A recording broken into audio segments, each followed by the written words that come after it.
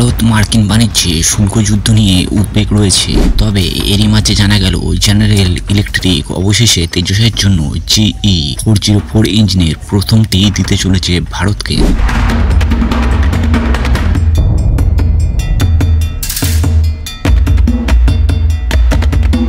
উল্লেখ্য, তেজস মার্ক 1 যুদ্ধ বিমানের জন্য হেলের 99টি ইঞ্জিন পাওয়ার কথা GE থেকে। আর চুক্তি অনুযায়ী 2 বছর আগে GE থেকে এই ইঞ্জিনগুলি পাওয়ার শুরু হওয়ার কথা ছিল। তবে নির্ধারিত সময়ের 2 বছর বিলম্বের পর থেকে GE ইঞ্জিন শুরু করবে বলে দাবি করেছে রিপোর্টে। চলতি বছরে মোট 12টি A404 ইঞ্জিন সরবরাহ করতে পারে GE। এরপর থেকেই প্রতি বছর 20টি করে ইঞ্জিন সরবরাহ করতে পারে GE। উল্লেখ্য, 2021 সালে GE এর সঙ্গে A404 ইঞ্জিনের জন্য $716 মিলিয়ন চুক্তি করেছিল হেল।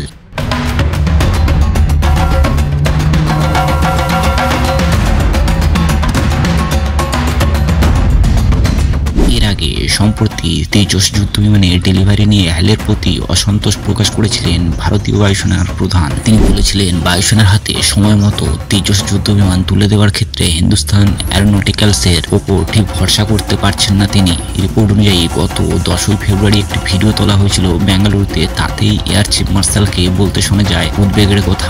I am just not confident of HA, which is very wrong thing to have. No, will HAL is our own. 2020-2025 অর্থবর্ষে বায়ুসেনাকে 16টি Tejas যুদ্ধ বিমান সরবরাহের কথা ছিল হেলের। তবে মার্কিন সংস্থা জেনারেল ইলেকট্রিকের জেরে সেই লক্ষ্য পূরণ করতে ব্যর্থ হয়েছে হেল। রিপোর্ট অনুযায়ী তেজস যুদ্ধ বিমান ভারতে তৈরি করা হলেও এর ইঞ্জিন সরবরাহ করার কথা জেনারেল ইলেকট্রিকে। তবে তারা সময় মতো ইঞ্জিন সরবরাহ করছে না, আর তাই পূর্ব নির্ধারিত সময় মতো বায়ুসেনার হাতে তেজস যুদ্ধ বিমান তুলে দিতে ব্যর্থ হয়েছে হেল।